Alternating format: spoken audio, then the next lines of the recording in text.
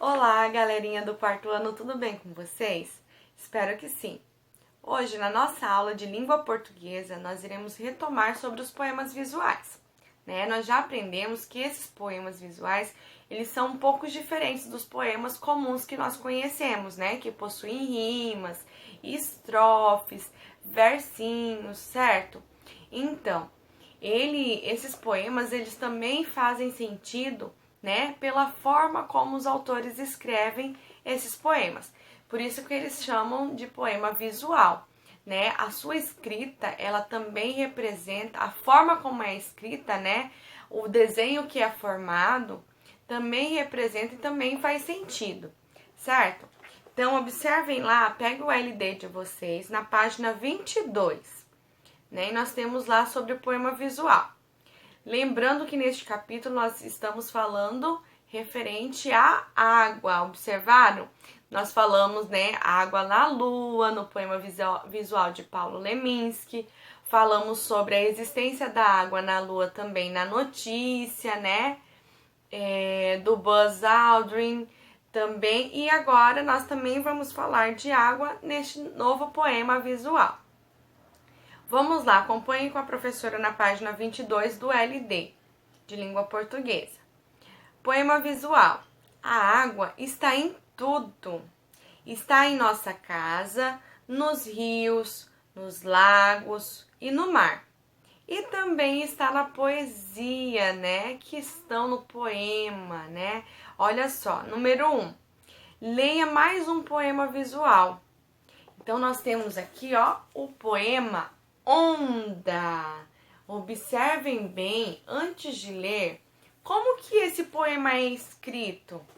Observem que ele tem aqui, Olha só, a letra O, iniciando maiúscula, e temos a letra N minúscula, a letra D minúscula, mas aí no final nós também temos a letra A maiúscula.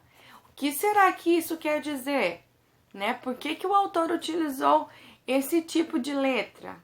Por que ele utilizou a letra inicial e a final maiúscula, Então, tudo bem. Vamos lá, então, para a leitura deste poema, Onda. Morno contorno da onda, redonda, pluma de espuma, lenda de renda, frase de gaze, riso de guizo, ninho de arminho, onde se esconde aéreo mistério, trapo farrapo, lenço suspenso, pelas estrelas, resto de um gesto, louco que é o pouco que há de bondade no alto, mar, salto, da água na mágoa, doida de toda a vida partida. Observe que esse poema, diferentemente do poema de Paulo Leminski, A Água na Lua, ele tem, rimas. As palavras possuem uma rima, Então, olha só, elas se combinam, Fazem uma rima. E também observem que o poema, ele, diferente do Paulo Leminski, também do poema Água na Lua, Lembra que o poema Água na Lua, nós poderíamos ler ele tanto de cima para baixo, da esquerda para a direita, da direita para a esquerda, começar pela segunda estrofe, pelo segundo verso, E não fazia nenhuma diferença, ler dessa forma. Nós poderíamos ler de várias formas que o sentido seria o mesmo. Ele estava falando sobre a água na lua.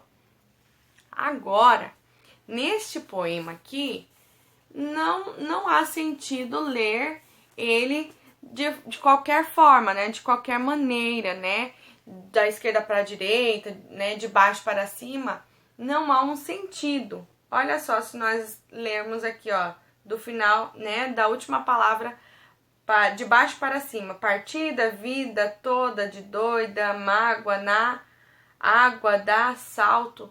Tá vendo que não tem sentido nenhum? Então, esse texto aqui, este poema, ele tem sim uma forma correta de ler ele, Que é a forma mais tradicional, Quando nós pegamos um texto, nós lemos da esquerda para a direita, né? De cima para baixo. Então, nós lemos aqui, ó, da direita para a esquerda, voltamos aqui, ó, de cima para baixo, para a segunda linha, de novo, da esquerda para a direita, e assim sucessivamente. Então, observe que eu li o poema aqui para vocês, de cima para baixo, né, dessa coluna direita para a coluna esquerda. Terminei a coluna direita todinha, aliás, terminei essa coluna aqui, e depois passei para a próxima coluna. A leitura, né? Lá embaixo do poema, nós temos algumas palavras, né, que podem ser desconhecidas por nós, e aí nós temos aqui os significados dela, né? Vocês já ouviram falar sobre pluma? Pluma é a mesma coisa que uma pena, né? São muitos travesseiros, né? São almofadas, são preenchidos de plumas, ou seja, são preenchidos de penas. Também nós temos aí a palavra gaze, né? O que seria uma gaze? Uma gaze é um tecido de algodão de trama aberta, né? Que geralmente nós utilizamos para colocar sobre algum ferimento, quando nós nos cortamos, né? Para limpar algum ferimento. Também nós temos aí a palavra guiso. O que seria um guiso? Uma esfera, né? Oca por dentro, de metal, com bolinhas de ferro por dentro, que fazem um barulho quando se movem, né? Então, é parecido com um chocalho, uma bolinha que dentro dela também tem outras bolinhas que fazem um barulho quando nós balançamos. Também temos a palavra farrapo. O que seria um farrapo? Um pedaço de pano, né? Um pedaço de pano, né? Bem rasgado, ou seja, uma roupa muito gasta. Agora, vocês irão fazer a atividade da página 23 e da página 24 até a número 9. A professora vai explicar como é que faz, tudo bem? Vamos lá então. Número 2. Vocês vão identificar no poema quem é o autor desse poema. Observe que nós temos aqui o poema, aqui embaixo nós temos uma descrição, ó. Então, vocês vão responder, quem é o autor do poema Onda? Número 3. Qual é o título do poema? Observem aqui, nós temos um título. Qual é o título? Tá? Lembrando que o título sempre vai estar destacado. Vamos para número 4. A palavra onda tem diferentes significados. Letra A. A que onda o poema está se referindo, né? Se refere. Então, nesse poema, voltem aqui no poema, leiam novamente e vejam qual é a onda que o poema está se referindo. A onda do quê? Onde que nós encontramos essa onda, tá? Letra B. Qual é a relação da forma do poema com a onda? Observem como que foi escrito esse poema. Observem aqui, ó. Esses poemas, eles foram escritos dessas formas. Olha a forma dele, ó. Possui essa forma aqui, ó. A forma de... Então, olha só. A relação da forma. Então, o que que tem? O poema está falando de onda, não é verdade? E a forma como ele foi escrito? Qual é essa relação? O que que eles têm de comum entre o texto, o significado do texto que fala sobre onda e a relação da forma escrita, né? Então, vocês vão explicar aqui qual é essa relação, o que que eles têm em comum, o sentido do texto com a forma da escrita, tá? E vocês vão explicar aqui na letra B. Número 5. Observe o título do poema. Nós temos aqui, ó, o título do poema, certo? Letra A. Ele é formado por quantas letras? Então, contem aí. Onda é formada por quantas letras? Letra B. Quais delas são grafadas com letra maiúscula? Então, lembra que no início da explicação a professora mostrou que ela é escrita com letra maiúscula e com letra minúscula. Vocês vão explicar aqui quais as letras, né, são escritas, quais dessas letras, quais letras são grafadas com letras maiúsculas, né? Na palavra onda, quais letras são grafadas com letras maiúsculas? Letra C. Por que a primeira e a última letra são maiúsculas? Por que será que o autor do texto escreveu, né, a palavra, né, esse título onda, com a letra O e a letra A, que é a primeira e última letra, com letra maiúscula?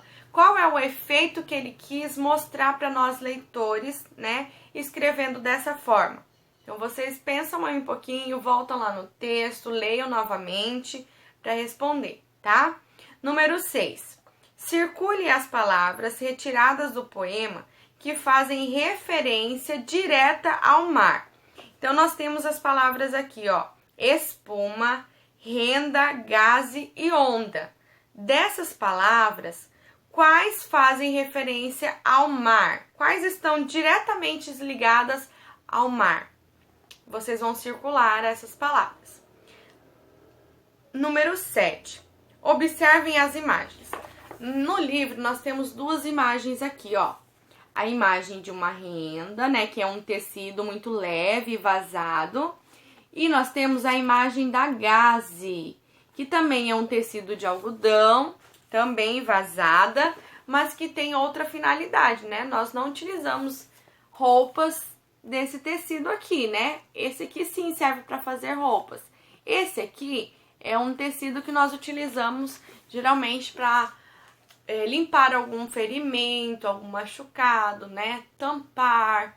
Então, são tecidos diferentes, tá?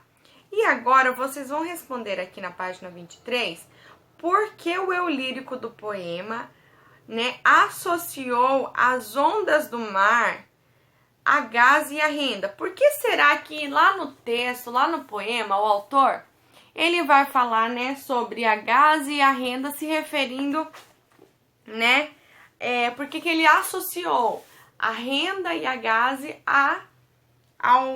às ondas do mar? Por que será? Será que elas são parecidas, né, com a onda? Tem alguma coisa a ver com a onda do mar? O que vocês pensam aí sobre isso? Por que será, né, que ele associou as ondas do mar, né? Por que ele fez essa relação? O que há de comum entre as ondas do mar e esses tecidos? Observem que ele colocou imagens aqui para vocês verem e imaginar qual é o sentido, né? O que tem a ver entre as ondas do mar e esses dois tecidos aqui, ok? Agora, vamos para a página 24 do LD de vocês. Número 8. A expressão salto da água, utilizada no poema, descreve. Aqui vocês irão marcar X, né, na resposta correta. Então, quando ele diz lá no poema salto da água, ele quer descrever a onda, a espuma ou o mar. Então, vocês vão marcar aqui qual dessas é a alternativa correta. Número 9. O poema apresenta duas colunas. Nesse caso, há uma ordem de leitura? No início do vídeo, a professora já até explicou, né, sobre essa ordem de leitura. Explique sua resposta. Então, o poema, né, A Onda, ele mostra que, diferente do poema de Paulo Leminski, ele apresenta duas colunas. Ou seja, essa leitura, a leitura desse poema, ela vai ser da forma tradicional, de cima para baixo, da esquerda para a direita? E aí? Então, vocês vão responder aí, né, se nesse caso há uma ordem de leitura, né, quando há duas colunas, e por quê? Então, vocês vão colocar aí e explicar, né, que no caso da poesia visual, né, nós temos que estar muito atentos, né, a essa forma, como é escrito, né, como que podemos fazer essa leitura, ok? Então, essas são as atividades de hoje. Bons estudos para vocês e até a próxima aula.